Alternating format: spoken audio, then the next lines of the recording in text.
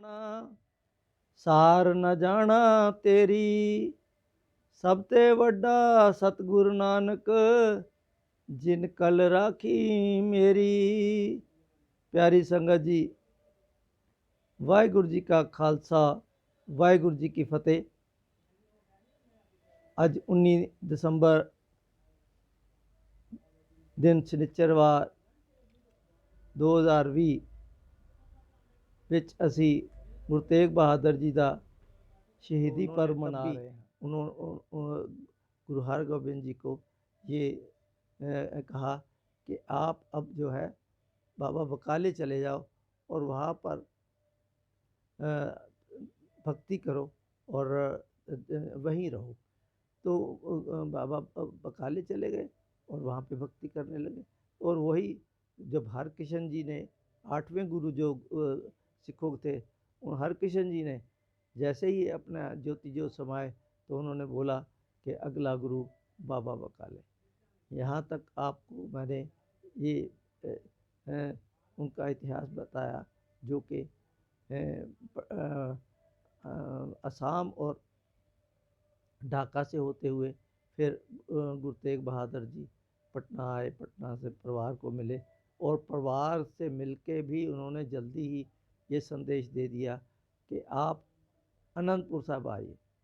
अनंतपुर साहब आने के से पहले ही उनको जो औरंगजेब ने हुक्म किया हुआ था वो सारे देश में फैला हुआ था। औरंगजेब ने जब ये हुक्म किया हुआ था कि इस देश में केवल और केवल मुसलमान राज होगा, मुसलमान लोग ही रहेंगे, सबको जितने भी दूसरे समाज के लोग हैं उनको सबको मुसलमान बना दो।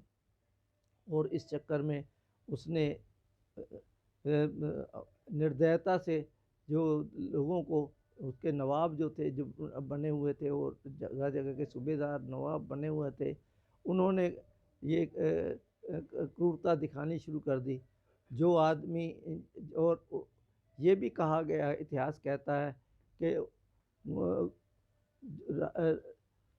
औरंगजेब 1.25 मन जनेऊ उतार कर तब रात को रोटी खाता था। हालांकि इसमें कितनी सच्चाई है इसके बारे में मैं आपसे कुछ नहीं कह सकता, क्योंकि इतिहास की बात है। उसके पश्चात ये जब क्रूरता गुरु तेग बहादुर जी को पता लगी थी तो तभी वो अनंतपुर आए। अनंतपुर आने के बाद जब ये बातें सब फैली हुई थी तो पंडित कृपाराम जो कश्मीरी पंडित था और उसकी जो शिक्षा दीक्षा भी थी वो गुरु गोविंद राय जी की, वो शिक्षा दीक्षा भी सारी, संस्कृत की शिक्षा भी सारी जो हुई वो गोविंद राय की कृपाराम जी ने की थी। तो कृपाराम और उसके साथ में 16 देश भर के जो प्रबुद्ध ब्राह्मण थे, वो 16 लोग जो थे वो उनको लेकर वो अनंतपुर साहब आ गए। अनंतपुर साहब आकर उन्होंने जो है फरियाद की तो उस समय गोविंद राय बाहर खेल रहे थे, परंतु इतने लोगों को आया हुआ देखकर और पिता को गंभीर होता देखकर वो आए और आके पिता की गोदी में बैठ गए। तो उसने गोविंद राय जी ने सवाल किया कि ये लोग कौन हैं और यहाँ क्यों आए हैं। तो उन्हें गुरु तेग बहादुर जी ने बताया कि इनका धर्म संकट में है, तो और इसके लिए किसी न किसी महान व्यक्ति की शहादत की ज़रूरत पड़ेगी।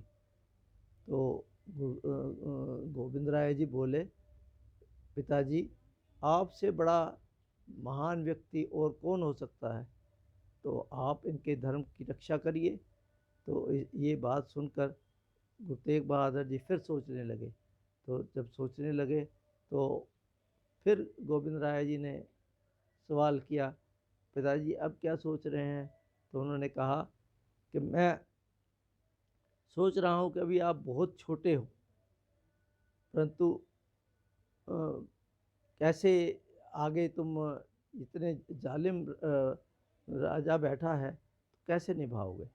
तो गुरु गोविंद राय ने तब बोला था कि जब माँ के गर्भ में मेरे को 9 महीने माता के गर्भ में मेरे को उस परमात्मा ने रक्षा की, तो अब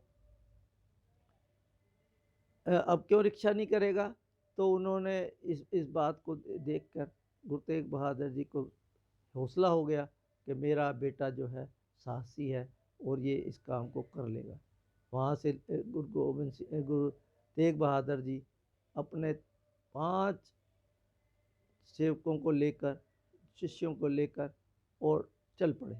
उसमें थे भाई सतीदास जी, भाई दयाला जी, भाई मतीदास जी, और उनके साथ थे जैता जी और उदय जी। उदय जी जो थे वो ये 5 लोग थे।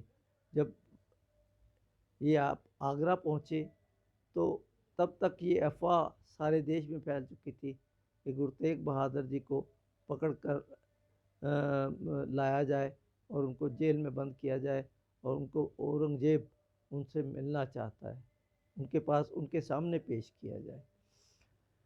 तो गुरु तेग बहादुर जी को पता लगा, तो गुरु तेग बहादुर जी ने ये सोच के कि आगरा में उन्होंने अपनी एक मुंदरी, छाप और साथ में दुशाला, एक जो घास काटने वाला था उसको दिया, क्योंकि औरंगजेब ने इनके गिरफ्तारी के लिए, ढूंढ कर गिरफ्तार करने के लिए इनाम भी रख दिया था। तो उन्होंने कहा कि तुम इनाम भी ले लो और तुम ये जाओ कुछ जाके सामान खरीद लाओ। तो वो सामान खरीदने गया, तो जब जिस दुकानदार को उसने सामान दिया पहले पैसे लेने के लिए, तो सामान दिया, तो उसने कहा ये इतनी कीमती मुंदरी है और ये इतना बढ़िया शाला है, तो ये कहाँ से लाया है। तो उसने पुलिस को टेलीफोन कर दिया। पुलिस आई तो पता लगा कि गुरु तेग बहादुर जी यहाँ आए हुए हैं। तो गुरु तेग बहादुर जी को वहीं पर अरेस्ट करके दिल्ली में लाया गया। दिल्ली में आकर उनको जेल में बंद कर दिया। उनके साथ उस समय 3 जो उनके सेवक थे, भाई मतीदास जी, भाई सतीदास जी, भाई दयाला जी उनके साथ थे, और भाई उदय जी और भाई जैता जी को उन्होंने सारी खबर देने के लिए, गोविंद राय को खबर देने पहुंचाने के लिए और सारे हालात को वाच करने के लिए, देखने के लिए कि तुम सब कुछ देखते रहना के लिए छोड़ दिया। इस तरीके से गुरु गोबिंद सिंह जी ने, गुरु तेग बहादुर जी ने अपना जो सफ़र है दिल्ली का पूरा किया। अब दिल्ली में गुरु तेग बहादुर जी को से जो बात हुई, तो उन्होंने कहा कि भाई हमारी 3 शर्तें हैं, या तो आप मुसलमान बन जाइए, या आप कोई चमत्कार दिखाइए, और या फिर आप शहीद होने के लिए तैयार हो जाइए। तो गुरु तेग बहादुर जी ने ना तो चमत्कार दिखाने के लिए हामी भरी, और ना ही उन्होंने मुसलमान अपना धर्म बदलने के लिए हामी भरी। उन्होंने कहा मैं मरने के लिए मंजूर हूँ। अब अभी तक जितने उनका जो भी एडमिनिस्ट्रेशन था, उसको ये लग रहा था कि गुरु तेग बहादुर जी कोई ना बात मान लेंगे, परंतु जब नहीं माने तो पहले हुक्म हुआ कि इनके जो सेवक हैं, जो इनके सेवक 3 सेवक हैं, इनको ख़त्म किया जाए, इनको ख़त्म किया जाए। इनको कैसे ख़त्म किया जाए। उन्होंने कहा कि एक को आरे से चीर दीजिए, एक को आग में जला दीजिए, और एक को उबाल दीजिए। तो भाई मतीदास जी को चांदनी चौक के चौराहे पर आरे से चीर दिया गया। और जब आरे से चीरा तो उनके अंदर इतनी दृढ़ भावना थी कि जपजी साहब का पाठ उनकी जो बॉडी से भी, कटी हुई बॉडी से भी जपजी साहब के पाठ की आवाज़ आ रही थी। इसी प्रकार भाई मतीदास को भाई सतीदास को उन्होंने रुई उसके चारों तरफ बांध कर जला दिया। और तीसरे थे भाई दयाला जी, तो भाई दयाला जी को उन्होंने बलटोए में डालकर उबाल कर उसको उसको शहीद कर दिया। इस तरीके के तीनों लोगों की शहीदी हो गई। तो गुरु तेग बहादुर जी उस समय उन्होंने बोला, धन सिक्खी धन सिक्खी धन सिक्खी धन सिक्खी, मतलब सिख के अंदर कितना जज्बा होना चाहिए, कितनी पेशेंस होना चाहिए, ये उन्होंने ये शो कर दिया उनके सेवकों ने। उसके पश्चात भी गुरु तेग बहादुर से फिर पूछा गया। और एक बात और आपको बता दें कि उनको एक ऐसे पिंजरे में रखा गया कि जहाँ पर वो केवल बैठ ही सकते थे, ना आगे पीछे हिल सकते थे, ना सो सकते थे, ताकि उनको कष्ट हो और वो कबूल कर लें, मुसलमान बन जाएं। परंतु गुरु तेग बहादुर जी ने मुसलमान बनने के लिए मना कर दिया। यहाँ पर मैं आपको ईसाई धर्म की भी बात बताना चाहता हूँ। ईसाई धर्म में जब ईसा मसीह को सूली पे चढ़ाने लगे तो उनके साथ 13 उनके शिष्य थे। 13 शिष्यों को से पूछा गया कि आप कौन हैं, तो उन्होंने कहा जी हम इन्हीं के शिष्य हैं। तो उस समय भी यही हुआ कि उन्होंने कहा कि भाई पहले इन शिष्यों को सूली पे चढ़ाओ। जब सूली पे चढ़ने वाली बात आई तो बाकी के जो 13 शिष्य थे उन्होंने अपने गुरु से, अपने ईसा मसीह से अलग होने के लिए कह दिया और वो अलग रहे। और जो ईसा मसीह को सूली पर चढ़ा दिया गया। परंतु वो 13 का अक्षर आज भी ईसाई धर्म के लिए जो 13 नंबर कमरा या 13 नंबर के डिजिट को कहीं इस्तेमाल नहीं करते दिखाई देते हैं। तो ये मैंने आपको बताया कि सिख कितने डिवोटी थे। उन्होंने अपना जीवन न्यौछावर कर दिया परंतु धर्म नहीं बदला।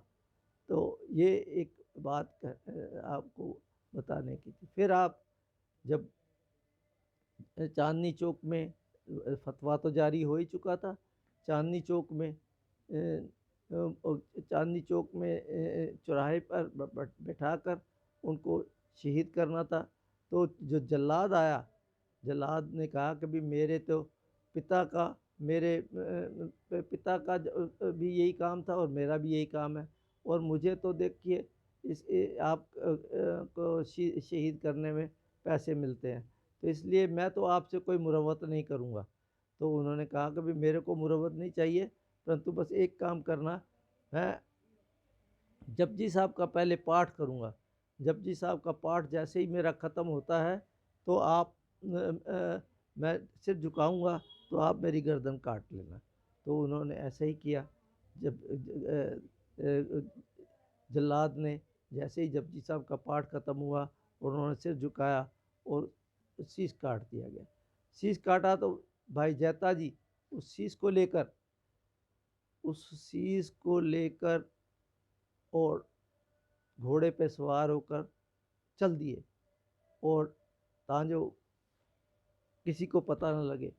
परंतु जब वो हरियाणा के बॉर्डर के पास बड़ खालसा गांव है, बड़ खालसा के पास पहुँचे उस गांव में, तो वहाँ पर जाके उन्होंने उस समय तक शाम हो चुकी थी, अंधेरा हो गया था। तो भाई जैता जी ने वो शीश वहाँ सारी चीज़ कहानी बता दी कि औरंगजेब ने इस तरीके से गुरु तेग बहादुर जी को शहीद कर दिया है। तो इसलिए वो ये उनका शीश है, तो मैं लेके जा रहा हूँ गुरु गोविंद राय को देने के लिए। तो तब वहाँ पर तभी जो ऐसा उधर शोर मच गया कि भाई शीश गायब हो गया है। शीश गायब हो गया तो पुलिस वाले जो जितने थे उन्होंने पुलिस वाले जितने थे उनको खबरदार किया, पहरेदार जितने थे उनको किया कि भाई वो शीश कौन ले गया, कहाँ गया सिर। तो जब वहाँ के लोग ने किसी ने बताया कि भी कोई एक सिख थे जो गुरु तेग बहादुर जी को शीश उठा के और घोड़े के ऊपर सवार होके लेके चले गए। तो तब औरतों को सवारी होती नहीं थी, तो जो सिपा सलार थे उन्होंने भी घोड़ों की टापों को वॉच करते हुए वो बड़ खालसा वहाँ पहुँच गए। बड़ खालसा पहुँचे तो खबर गांव में फैल गई कि भाई औरंगजेब के सिपा सलार आ गए हैं, कि वो ढूंढने आए हैं, गुरु तेग बहादुर जी का सिर यहाँ आया हुआ है। तो वहाँ पर एक बुजुर्ग थे जिनका जो शरीर था काफ़ी बुजुर्ग हो चुके थे, तो उन्होंने कहा भी मेरा जो शरीर, मैं तो अपनी जीवन का जो अच्छे दिन से सारे समाप्त कर चुका हूँ, मेरे को कोई ज़रूरत नहीं, मैं अपनी आयु भोग चुका हूँ।